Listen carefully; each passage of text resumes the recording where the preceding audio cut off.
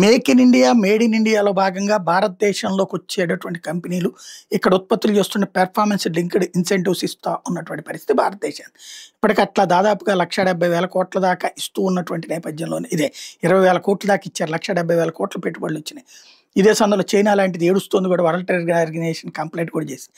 అట్లాంటి ఈ పథకాల్లో ఎలక్ట్రానిక్స్ దాంట్లో చైనాని దాటి మనం ఎదగాలనుకుంటున్నాం.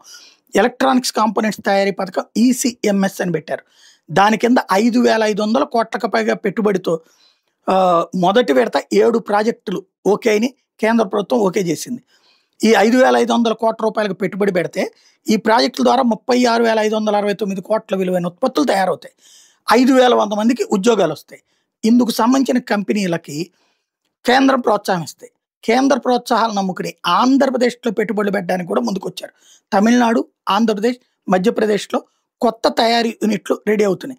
ఈ కొత్త ఎలక్ట్రానిక్స్ తయారీ యూనిట్ల ద్వారా కాఫర్ క్లాడ్ లామినేట్ సిసిఎల్, అట్లాగే printed circuit boards PCB, camera modules వీటికి అన్నిటికీ కూడా డిమాండ్ ఉంటుంది అన్నటువంటిది అంచనా వేస్తున్నారు.